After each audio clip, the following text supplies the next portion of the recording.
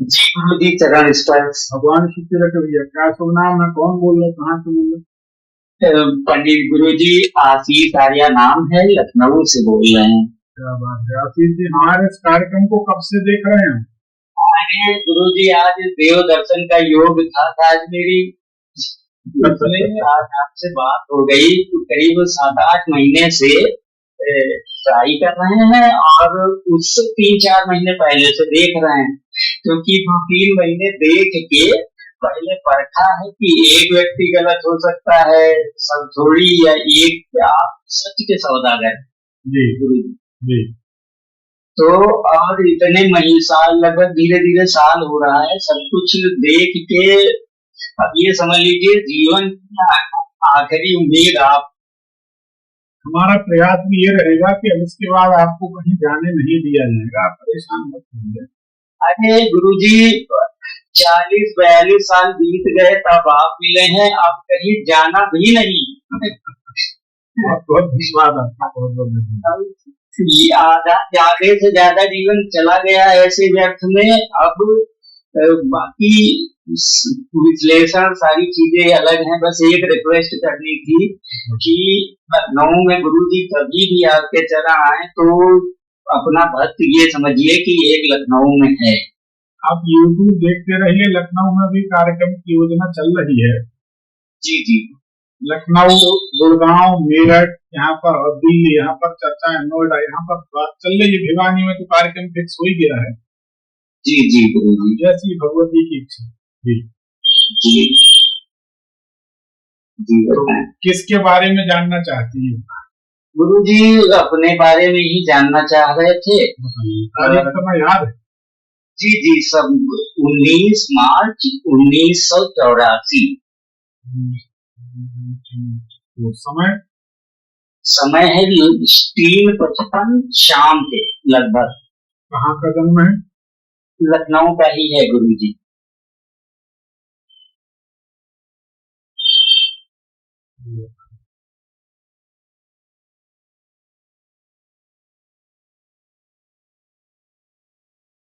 देखिए, आपकी कुंडली को जांचते हैं।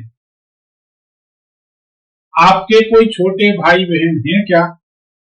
नहीं गुरुजी, अकेले हैं, कोई भाई बहन नहीं। बहुत अच्छी बात। आप जैसे किसी को छोटा भाई बहन मानेंगे जी, तो ग्रहों के प्रभाव से तत्काल उनके कंठ में, उनके गले में कष्ट होने लगेगा। आपके कोई ऐसे भाई बहन जिनको आप मानते हो छोटा भाई बहन, ऐसे कोई? नहीं गुरुजी, अभी इतनी उम्र में ये मान लीजिए अभी तक कोई बहुत बढ़िया हमारा मित्र भी नहीं है। परिवार में सिर्फ हम ही हैं, हमारे यहाँ धर्मपत्नी है और हमारे एक बेटी है, और यही सब चीजें हैं। भगवान सुखी रखे, बहुत अच्छी बात। कुंडली के अनुसार आपका एक विवाह कहीं बात फाइनल होके तय होके टूटी थी क्या? जी जी गुरुजी। ठीक। कुंडली के अनुसार आपको घर में शांति नहीं रहती, कुंडली बताती है, सही है कि गलत? शांति, हाँ, यही मान लीजिए कि रहती नहीं है। हाँ, किसी चीज को लेकर के कुछ ना कुछ वो प्रकरण चला करता है। हाँ, कभी आर्थिक स्थिति, कभी क्या, यही सब। अच्छा ये बताइए, बेसन की वस्तुएं आपको बहुत पसंद है, नमकीन है, चीले हैं, पकौड़े हैं? जी जी गुरुजी। आपकी माता जी को शरीर में कष्ट, जो गांठ गठिया बात होती, जॉइंट की समस्या और शरीर में जलन की समस्या होती? जी जी गुरुजी, माता जी ने 3 वर्ष पहले, आज के ही दिन 3 वर्ष पहले छोड़ दिया, हम लोगों का साथ छोड़ दिया था, लेकिन अंत समय तक उनको यही दिक्कत थी। वो यही बताती थी कि भैया जलन हो गई, और पैर वैर घुटने मुड़ते नहीं। हाँ, तो ज्वाइंट की समस्या रहेगी और उनको जलन। और ये कोई विचित्र बात आपने देखी होगी माता जी के साथ जी, जो हमारी ज्योतिष बताती है, आपकी कुंडली बताती है कि सवेरे से जब सूर्य भगवान चढ़ेंगे तो 10-11 बजे दिन से, और शाम होते होते तक इनकी जलन कम हो जाएगी, लेकिन जैसे जैसे दिन चढ़ेगा जलन होगी, शाम को ठीक हो जाएंगे। ऐसा होता था। बताया करती थी। हाँ, बताया। अच्छा, कुंडली ये बताती है कि आपकी फटी झोली का मतलब कैसा, आया राम गया राम, कैसा दिखता नहीं, बिल्कुल सही बात है। सही कहना गुरु जी, कभी कभी तो आने के लाले। बिल्कुल सही बात। तो कुंडली तो सही है। आप क्या जानना चाहते हैं, आप सवाल करें तो हम आपको बताते हैं। शादी, जैसी शादी हुई, शादी के बाद जीवनों को उथल पुथल शुरू हुई है क्या? हाँ, वो 2-3 साल रही है, क्योंकि वो विष योग बना है सातवें घर में। तो इस वजह से जो है, और हमारे यहाँ धर्मपत्नी जो है वो भी मंगली, मतलब मंगली है। तो इस वजह से थोड़ा बहुत शुरुआती दौर में 3 साल को कायदे से रहा। देखिए, अगर आपकी कुंडली में अगर किसी ने कहा है कि, या तो आप जानते हैं ज्योतिष, या किसी ने कहा है कि विष योग बना है, नहीं, मुझे ऑनलाइन ही निकाली थी, तो थोड़ा बहुत, अरे अब आपके सामने क्या बात करना, सूर्य के सामने अब दीपक लेके खड़े हैं, तो वो सब कुछ नहीं, तो थोड़ा बहुत जानने की इच्छा रहती है कभी कभी। अब आप कुंडली देख रहे होंगे तो आपको खुद ही लग रहा होगा कि ये थोड़ा बहुत खोजबीन किया करता होगा। बिल्कुल, लेकिन सही बात यह है कि आपकी कुंडली में विष योग का कोई दोष नहीं। जी जी गुरु जी। एक तो शनि देव उच्च राशि में है, एक बात तो समझिए जी। इसका बेसिक समझिए कि शनि देव गुरु के नक्षत्र में, गुरु स्वग्रही पंचम घर में पंचमेश है जी। और ज्योतिष में पंचमेश को, ये ज्योतिष के सूत्र हैं हमारे, अपनी मेहनत के परिणाम। ज्योतिष में पंचमेश को पारस पत्थर कहा जाता है। जी गुरु जी। और पारस पत्थर अगर लोहे को भी स्पर्श कर ले तो कहते हैं सोना बन जाता है। जी गुरु जी। तो अब आप उसकी चिंता न करें, विष योग का कोई खतरा आपकी कुंडली में नहीं। दूसरी बात यह है कि आपके 7वें घर में विष योग नहीं, 7वीं राशि में विष योग बनता है। आप जो कह रहे तुला राशि में, लेकिन है तो तीसरा घर, लग्न आपकी सिंह है जी। सिंह लग्न से तीसरे घर में शनि और चंद्र का संयोग बना है जी। कि शनि और चंद्र के संयोग का यह फल होगा कि आपको छोटे भाई बहनों का सुख नहीं होना चाहिए। जी गुरु जी। तो वो है ही नहीं, तो सुख का सवाल ही नहीं है, दुख का सवाल नहीं है। जी। तो इसमें कहीं कोई ऐसी बात नहीं है। हाँ, ये जरूर है कि यात्रा में आपको कष्ट या दुख परेशानी हो सकती है। जब यात्रा आप करेंगे, कहीं जाएंगे आएंगे, जी जी, तो उसमें आपको दुख या परेशानी हो सकती है। जी। और बाकी कोई ऐसी बात नहीं। इसका एक फल जरूर हो सकता है कि जब आप, ये बड़ी बारीक बात है, आप बता सकते हैं, जब आप कोई भजन गाएंगे, कोई गीत गाएंगे जी, तो आपकी आंख से आंसू झड़ सकते हैं, आंसू गिर सकते हैं। जी गुरु जी। जोर से बताएं, ऐसा होता है या नहीं? जी गुरु जी, अगर माता रानी की फोटो भी कहीं एकांत में बैठे हैं और अगर सुध लगा ली तो अपने आप आंखों से आंसू झड़ने लगते हैं। ये आपकी कुंडली का जो विष योग है, इसको अब हम आपसे पूछते हैं और ज्योतिषियों से पूछते हैं और जो देख रहे हैं उन यजमानों से पूछते हैं। अब बताइए, इसको भगवती के प्रेम में आंसू गिर जाए, इसको विष योग कहेंगे कि अमृत योग कहेंगे? बताइए। ये गुरु जी अमृत योग। अरे भगवान के चरणों में जो आंसू गिर गए, वही आंसू अमर होते हैं। जी गुरु जी। संसार के लिए तो हम और आप जन्म जन्म से रो रहे हैं, संसार कभी हमारा होता नहीं। जी जी गुरु जी। हमारी बात अगर सुनेंगे, जितने लोग बैठे हैं, जितने लोग हमारे लाइव कार्यक्रम को देख रहे हैं, अगर एक बार हमारी बात सुन लेंगे ना, तो इनके हाथ से मोबाइल छूट जाएगा। सच्ची बात ये है। जी गुरु जी, ये साल भर से यही देख रहे हैं, एक भी व्यक्ति ऐसा नहीं मिला जिसकी मुख से जी गुरु जी, सही गुरु जी के अलावा कभी ये निकला हो कि नहीं गुरु जी ये पूर्ण रूप से असत्य है। अभी आज तक तो नहीं सुना। भगवान की कृपा। हमारे कहने का मतलब ये है कि जो जन्म जन्म से, जो हम बड़ी मार्मिक बात बोलने जा रहे हैं, बहुत लोगों के मन में जिज्ञासा होगी तो उसको बोलते हैं कि लोगों को लगता है ये मेरा है, ये तेरा। ते अरुतोर मोर में माया, ते तेरा, मैं मेरा, यही माया है, तुलसी बाबा ने लिखा है। तो सच बात यह है कि आप या हम या दुनिया के जन्म जन्म से मनुष्यों के लिए आंसू बहा रहे हैं। इन रिश्तों को एक बार नजर भर के देख लो, अपने अकेले में एकांत में बैठकर सोच लो कि जिस रिश्ते के लिए हम रात दिन मरे जाते हैं, क्या वास्तव में यह हमारा रिश्ता मजबूत है, पक्का है, इनसे कोई सुख मिला है, कल्याण हुआ है? हमें सिवाय आंसू के इनसे मिला क्या है? दुख के सिवाय मिला क्या है? 1 मिनट में सारे रिश्ते खत्म और 1 मिनट में आदमी सुखी। जी गुरु जी। लेकिन लोगों की आदत है कि हमें जहां कष्ट मिलेगा हमें वहीं जाना है, उल्टे ही चलना है। ये तो हम देख रहे हैं। सही। तो सच्ची बात यह है कि मनुष्य के लिए, संसार के नातों के लिए जो आंसू बहाते हैं वो आंसू बेकार हैं। आंसू वही कीमती हैं जो भगवान के प्रेम में गिर जाते हैं।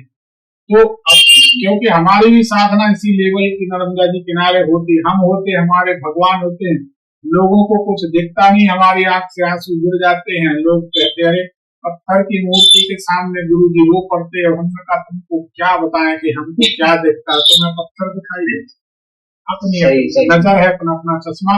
तो आपकी इस कुंडली में जो विष योग है, इस योग का यही फल है कि आपके आंख से आंसू, जब आप भाव विभोर होके माता रानी के, भगवान के भजन गाएंगे जी, गीत गाएंगे, तो आप बड़ा बड़ा आपके कंठ में बड़ा दर्द होगा उस समय। बड़ा मतलब दर्द मतलब पीड़ा नहीं, जो दर्द भरा जो आवाज होती है, भजन होता है, उसमें बड़ा प्रेम होगा और बड़ा दर्द होगा और आपकी आंख से आंसू गिरने लगेंगे। ये इस विष योग का फल है। अब आप समझिए कि ज्योतिष कितनी सच्ची है, कितनी सटीक है कि लोग आपको विष योग कह के डराएंगे क्योंकि ज्योतिष में लिखा है विष योग जी, पर ज्योतिष में लिखी हर बात सत्य थोड़ी है। वो तो हम भी कह रहे हैं, हम भी दावे से कहते ज्योतिष में 1000 जगह आता है, ये दशा चलेगी, ये गोचर चलेगा, ये ऐसा नक्षत्र में गोचर होगा तो आदमी की मृत्यु हो जाएगी। अगर उस ज्योतिष की किताब को मान ले तो बचपन ही में आदमी मर जाए, बूढ़ा कोई हो ना पाए। लेकिन ऐसा होता नहीं। मृत्यु का अनेक अर्थ होते हैं। मृत्यु तुल्य कष्ट होता है, अपमान होता है, धन हानि होती है। और मृत्यु जब सब तरफ से जोड़कर कैलकुलेशन करके तय कर ली जाए कि यहाँ मृत्यु हो सकती, तब बोलना चाहिए। नहीं तो वैसे भी ज्योतिषी को मृत्यु की भविष्यवाणी नहीं करना चाहिए। हम तो नहीं करते भाई, बहुत बचते हैं, ठीक है। और यह ऐसा मानो हमें उतना ज्ञान नहीं है तो हम बोल ही नहीं पाते मृत्यु के बारे में। तो आपकी कुंडली में जो विष योग है, इसको आप विष योग कहना बंद कर दीजिए। ये हमारी ज्योतिष है और लोगों की ज्योतिष है कि विष योग है। आज आपने और सुनने वालों ने सबने निर्णय कर लिया कि इस विष योग का सुंदर फल है आपके जीवन में। इस विष योग का कोई बुरा फल आपके जीवन काल में नहीं है। क्यों? 5वें घर में गुरु, समझिए जी, 5वें घर में गुरु, गुरु के नक्षत्र में उच्च राशि के 3रे घर में शनि, 3रा घर कंठ का, स्वर का, 12वां घर चंद्रमा का, चंद्रमा पानी का, 12वें घर से आंख से आंसू। जब आप भजन गाएंगे प्रेम से भगवती के तो आपके आंख से आंसू आ जाएंगे। ये हमारी ज्योतिष का तरीका है और दूसरे लोगों के ज्योतिष का तरीका हमने कह दिया विष योग है, आप परेशान रहोगे। तो देखो, बुरे योग से भी अच्छाई निकालना ये हमारा काम है और अच्छी कुंडली में भी दोष निकाल देना दूसरे ज्योतिषियों का काम है। यही अंतर है हमारी और दूसरों की ज्योतिष, ठीक है जी गुरु जी। तो इसको छोड़िए, आप बताइए क्या जानना चाहते? गुरु जी, जानना सिर्फ इतना था कि आर्थिक स्थिति इतनी ऊपर नीचे होती है कि तो ये समझ लीजिए कि कहिए कि महीनों पैसे ही ना है। और अभी इन्हीं सब स्थितियों की वजह से अभी एक बेटी है, लेकिन उसकी भी अभी 12-13 साल की है, लेकिन यही चिंता लगी रहती है कि अगर यही हालात रहे तो कैसे उसकी शादी करेंगे, कैसे घर करेंगे। अभी मकान जो है हमारे पिताजी बनवा के चले गए थे, तो जितना उन्होंने बनाया था उन्होंने कोशिश किए हैं, बहुत कुछ एक्स्ट्रा कर लिए, लेकिन अभी तक छत नहीं डलवा पाए, इतने साल हो गए। ठीक है, हम आपसे एक बात पूछते हैं, बड़ी बारीक है, आप गौर करके बताइए। जब ये मकान बनाया था पिताजी ने, आप थे उस समय? हाँ थे, उम्र बहुत कम थी, लेकिन सुनिए, जब ये मकान बनाया था तो आपके घर में अंदर घुसकर सीधे हाथ तरफ जो कमरा है जहां पर तिराहा बनता है, टी बनता है, स्क्वायर बनता है, जहां से इधर भी चले जाओ, इधर भी चले जाओ, इधर भी चले जाओ, तिराहा बनता है। जी जी अंदर घुसकर सीधे हाथ तरफ, सही बात है। जी गुरु जी। किसी तिराहे के नीचे तांबे के हंडे में राख और कोयला निकला था कि नहीं, जमीन में खुदाई में? अब इतना गुरु जी हमें भी नहीं ध्यान है और वो लोग भी गौर नहीं किए। इसमें एक दोष है, इस दोष को दूर करने के लिए हम आपको कुछ उपाय बताते हैं। जी गुरु जी। तो ये दोष दूर हो जाएगा। जी। एक तो आप कोशिश करें कि हनुमान जी की शरण और सेवा करें, हनुमान जी की शरण लें। जी गुरु जी। लेकिन गुरु जी बात हालांकि टोकना नहीं चाहिए, बताइए, बिगड़ जाता है गुरु जी। पता नहीं क्या है, अपनी अपनी श्रद्धा होती है। तो अगर हम हनुमान जी के मंदिर में भी बैठे हैं भी माता रानी का ही ख्याल आता है, उन्हीं के चरण नजर आते हैं।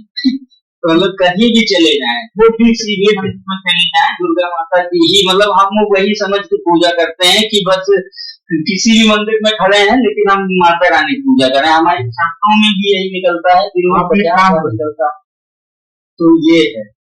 हाँ, लेकिन हमको ऐसा लगता है कि दुर्गा जी की पूजन के बाद, दुर्गा माता की पूजन के बाद आपके धन का बिखराव होता है, नुकसान होता है। सही है कि गलत? सही है गुरु जी, लेकिन मेरी आदत है पूजा करने में, पता नहीं क्या मेरा वो नहीं है, लेकिन ये आंतरिक रूप से मतलब मन वही रहता है और बाकी शारीरिक रूप से पूजा कर पाए ना कर पाए मतलब पक्का नहीं है कि किस दिन करेंगे। ये है स्नान करके आए, हाथ जोड़ लेते हैं मंदिर में, बस।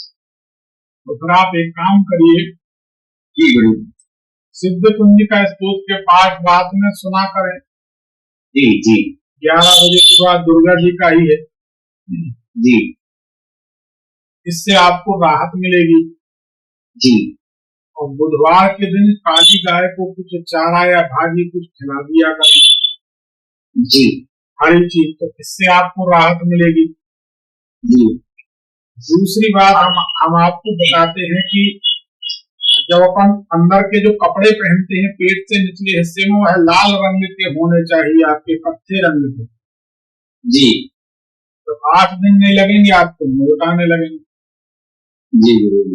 इतना आप कर लें। जी। ठीक है जी। और मकान के लिए गुरु जी कोई उपाय बता रहे थे? मकान के लिए हनुमान जी की सेवा आराधना करनी चाहिए। जी जी। तो जो बन सके हनुमान जी की सेवा या रात में सुंदर कांड का पाठ सुन लिया करें। जी जी। तो निश्चित कल्याण हो जाएगा, मकान का दोष भंग हो जाए। जी गुरु जी। ठीक है। जी गुरु जी। ठीक, इतना करिए, सब अच्छा।